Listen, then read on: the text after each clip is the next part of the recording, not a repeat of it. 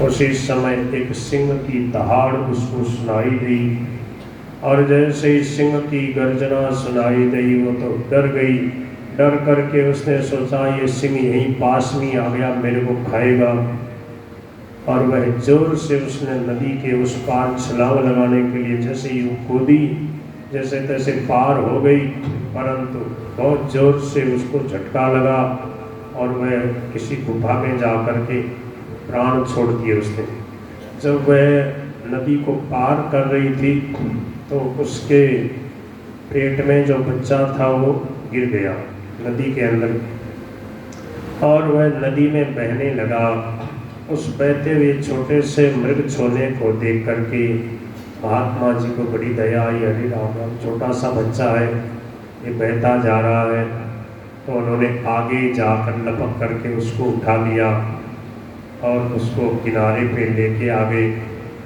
फिर सोचने लगे राम राम, ये छोटा सा बच्चा, इसकी माँ नहीं है, इसको कोई जीव जंतु यहाँ पर भेड़िया सिंह खा जाएंगे, चलो इसको अपने आश्रम में लेकर इसकी रक्षा करनी चाहिए। तो उसको आश्रम में लेके आ गए। तस्य है वा कीर्ण कुणक उच्चैरे तस्मिन् कृत निजाभिमान से पोषण पालन लालन प्रेरण अनुध्यानेन आत्मनियमः संयमः। सब के सब नियम यम नियम सब भगवान का भजन कीर्तन पूजन सब भूल गए और उसी की चिंता में डूबे रहने लगे। कुछ ही दिनों में महाराज धीरे धीरे सब आवश्यक कृत्य भगवत पूजा आदि सब छूट गए, अंत में सब छूट गए। उन्हें ऐसा विचार होने लगा, अरे राम राम, कैसे खेत की बात है, ये बेचारा छोटा सा दीन मृग छोड़ा, काल चक्र के वेग ने अपने झुंड से इसको अलग कर दिया है, ये बंधु बांधु से दूर मेरी शरण में इसको पहुंचा दिया। अब मैं ही इसका माता पिता भाई बंधु सब कुछ मैं ही हूँ, ये मुझे ही सब कुछ समझता है, मेरे को इसकी सब प्रकार से और रक्षा सेवा पालन पोषण प्यार दुलार करना चाहिए। इस प्रकार से अब अपना कर्तव्य निश्चित कर लिया, उसके लालन पालन में ही लगे रहे। समय तो सबका आता ही है और उन्हीं दिनों थोड़े ही दिन में वो थोड़ा बड़ा हो गया, जवान हो गया। अब वो क्या है कि हर समय उसका ख्याल रखते हैं, वो भाग जाता इधर उधर तो उसको खोज के लाते। एक दिन मृगों के झुंड के साथ भाग गया, तब तो बहुत व्याकुल हो गए और कहने लगे हाय हाय वो कहाँ चला गया, उसका क्या होगा। बड़ा जैसे कोई किसी का बालक खो जाए तो कोई रोने लग जाता है, चिंता करता, ऐसे ही करने लग गया। अब क्या हुआ कि उसकी चिंता में इतने चिंतित हो गए कि बीमार हो गए, बहुत व्याकुल हो गए, पड़े रहते उसकी चिंता करते रहते। आखिर अंतिम समय आ गया और उस समय वह मृग छोना वापस उनके सामने आ गया और उसको देख रहे थे और देखते देखते कि अब इसका क्या होगा, मैं तो शरीर छोड़ के जा रहा हूँ, और शरीर छूट गया। अंतमति सोगति यम यम वापि स्मरण भावम त्यजत्यन्ते कलेवरम तम तमेवैति कौन्तेय सदा तद्भाव भावितम्। शरीर छूट गया और अंत समय में जैसा चिंतन होता वैसी गति होती है।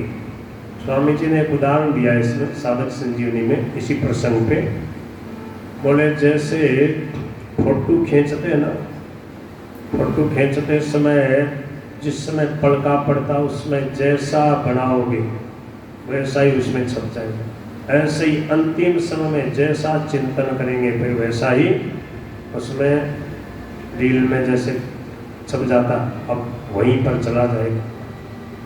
इसलिए कुत्ता नहीं पालना चाहिए भाई। कुत्ता अगर घर में रहेगा, कुत्ते की याद आ गई ना तो कुत्ता बनना पड़ेगा। देखो इतने बड़े महात्मा थे और नदी के किनारे एकांत में भजन कर रहे, हिरण का चिंतन किया तो हिरण बनना पड़ा। भजन करने वाले थे, इतना एकांत में भजन कर रहे, उनकी भी अंत में ये दशा हो गई। तो भाई अपने पे अपना तो कहना ही क्या है। पर स्वामी जी महाराज ने ऐसी दवा पिला दी है, ऐसा विश्वास जगा दिया है कि अब हम अमर भय न मरेंगे, अब हम सोए पांव फंसा, अब हमारा दोबारा जन्म नहीं हो सकता। है तो पक्की बात है। देखो स्वामी जी महाराज ने कितनी बड़ी कृपा कर दी, जीवन भर के लिए हमें सदा के लिए निहाल कर दिया। साधक संजीवनी क्या मिली, ऐसा अमृत मिल गया, ऐसी संजीवनी बोटी पिला दी। जितने स्वामी जी के सत्संगी हैं, स्वामी जी की पुस्तकें पढ़ने वाले, उन सबके हृदय में ये बात बैठी है कि अब हमारा दोबारा जन्म नहीं हो सकता, हमारा बेड़ा पार हो गया। अब जब तक शरीर है तब तक प्रभु का गुणगान कर रहे हैं, प्रभु का नाम ले रहे हैं, जो मिला उससे घर परिवार की सेवा कर रहे हैं, और हमारा काम तो पूरा हो गया। अब तो हम सदा भगवान के ही साथ रहेंगे, हमारा राज्य दूसरा है। स्वामी जी कहते हैं हम भगवान के राज्य में आ गए हैं। बोलो भक्तवत्सल भगवान की। संतों के सानिध्य में आने से लाभ ही लाभ होता है। यही भरत अंत में तीसरे जन्म में जड़ भरत बने, और जड़ भरत बन करके इन्होंने वो जो हिरण था वही अब राजा रघुगण बन के आया, और पालकी पे अब कपिल भगवान के पास ज्ञान प्राप्त करने जा रहा था। पालकी ढोने वाला एक कहार बीमार हो गया, उसकी जगह इसके सेवकों ने महात्मा जी को ही जोड़ दिया पालकी में, और ये लेके जा रहे थे उसको। जैसे ही कोई जीव जंतु आता तो ये रुक जाते अथवा उछल करके चलते, और उसके पालकी का डंडा टकराता माथे से। उसको बड़ा गुस्सा आया, कहा अरे भाई ठीक से चलो। फिर कहा कि ये नया आदमी है, ठीक से नहीं चल रहा है। तब उसको फटकारा, जड़ भरत जी को फटकारा। जड़ भरत जी ने कहा कि भाई न मैं मोटा हूँ न पतला हूँ, और न मैं जाने आने वाला हूँ, मैं तो एक रस रहने वाला हूँ, मेरी तुम क्या चिकित्सा करोगे। और फिर अपने आत्म स्वरूप का, सच्चिदानंद स्वरूप का वर्णन करके और फिर चलने लगे। अब समझ में आया ये तो कोई महापुरुष है, चरणों में आके गिर गया और कहा हे महात्मा जी आप कौन हैं। कस्त्वं निगूढश्चरसिद्धिजानां बिभर्षि सूत्रं कथमोऽवधूतः कस्यासि कुत्रत्य इहापि कस्मात् क्षेमाय नश्चेदसि नोत शुक्लः। आप कौन से महात्मा हैं, क्या आप दत्तात्रेय हैं, कौन से महापुरुष हैं। बोले कि आपको जो पूछना सो पूछो। बोले कि आपने अभी कहा कि मेरे तक सुख दुख नहीं पहुँचते, ये बात समझ में नहीं आई, क्योंकि स्थाल्यग्नितापात पयसोभिताप है ताप तस्तन्नुलगर्भरंधि। जैसे पटलोई में जल रखते हैं, नीचे आग लगाते हैं, अंदर का जल खोल जाता है, चावल सीज जाते हैं, खिचड़ी बन जाती है। आग तो नीचे लगाई है और अंदर का जल गर्म हो जाता। उसी प्रकार कोई बाहर से पीड़ा पहुंचाता तो आत्मा में कष्ट तो होता ही है। आप ये कैसे कहते हो मेरे को कष्ट नहीं होता, मेरे तक सुख दुख नहीं पहुंचता। जड़ भरत जी ने कहा तुम्हारा उदाहरण बिल्कुल गलत है। जड़ का असर जड़ पे पड़ता है, चेतन पर नहीं। मैं चेतन सच्चिदानंद स्वरूप भगवान का साक्षात स्वरूप हूँ, और अग्नि जड़ है, जल जड़ है, चावल जड़ है। जड़ का असर जड़ पे पड़ता है, चेतन पर नहीं। दुख कष्ट जो होता है वो अज्ञानियों को होता है, जिन्होंने जड़ चेतन की ग्रंथि को खोल लिया है, जो अपने को शरीर नहीं समझते, शरीर से देह भाव से ऊंचे उठ गए, उनको कभी कष्ट नहीं होता। तुम भी इस देह भाव से ऊंचे उठो, अपने आत्म स्वरूप को पहचानो। बोले इसका सीधा सरल उपाय क्या है। बोले एक ही उपाय है, ये महापुरुषों की कृपा से, संतों के सानिध्य में बैठकर सत्संग से प्राप्त होता है। रहो गणई तत्तपसा नयाति न चर्या निर्वपणा गृहाद्वा न छंदसा नैव जलाग्नि सूर्यैर्विना महत्पादरजोऽभिषेकम्। राजा रघुगण का इस प्रकार से ज्ञान दूर किया। एक बार इनको किसी दुष्टों के राजा ने और देवी के बलि देना चाहा। देवी मैया ने प्रकट होकर के इनकी रक्षा करी और उन दुष्टों को ही मौत के घाट उतार दिया। बोलो श्री जड़ भरत जी महाराज की जय। जो पाप करते हैं, दूसरों को दुख देते हैं, दूसरों की हत्या करते हैं, दूसरों का धन छीन लेते हैं, अकारण किसी को भी कष्ट देते हैं, उनकी बड़ी भयंकर दुर्गति होती है, उनको नरकों में जाना पड़ता है। खास खास जो है 21 नरकों का यहाँ पर वर्णन किया है, और 7 और विशेष करके 28 प्रकार के नरक हैं।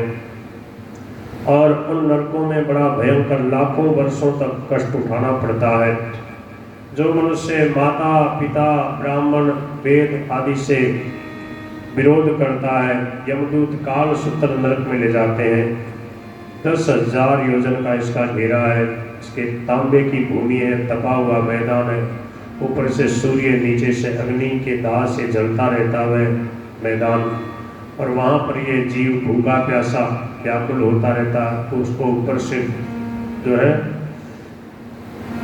डंडे पड़ते रहते हैं, कभी दौड़ता है, कभी बैठता है, छटपटाता है, पर शरीर नहीं छूटता है। कहते हैं इसने शरीर में जितने इसके रोग हैं उतनी 1000 वर्षों तक उसकी दुर्गति होती है। इसकी जो माता पिता ब्राह्मण और वेद से विरोध करता है, जो पुरुष राजा या राज कर्मचारी होकर किसी निरपराध मनुष्य को दंड देता है या ब्राह्मण को शारीरिक दंड देता है, उसको शुक्रमुख नरक में गिरना पड़ता है, और उसको यमराज के दूत कोलों में जैसे गन्ने को पेलते हैं ऐसे उसके शरीर को पेलते रहते हैं, फिर भी वो कष्ट उठाता रहता, मरता नहीं है, क्योंकि यातना शरीर होता।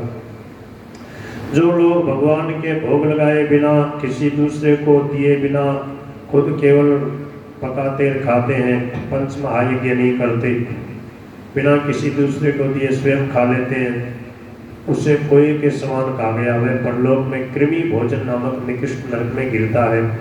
वहाँ 1 लाख योजन लंबा चौड़ा एक कीड़ों का कुंड है, उसी में उसे कीड़ा बन के रहना पड़ता है। राम राम राम राम। और इस लोक में जो व्यक्ति चोरी या बरजोरी से ब्राह्मण के अथवा आपत्ति के समय होने पर भी किसी दूसरे के सुवर्ण रत्न आदि का हरण करता है, किसी दूसरे उसे मरने पर संदंस नामक नरक में ले जाके लोहे के गोलों से उसको दागते हैं, संडासी से उसकी खाल खींचते हैं। तो ऐसा जो लोग पवित्रता के नियम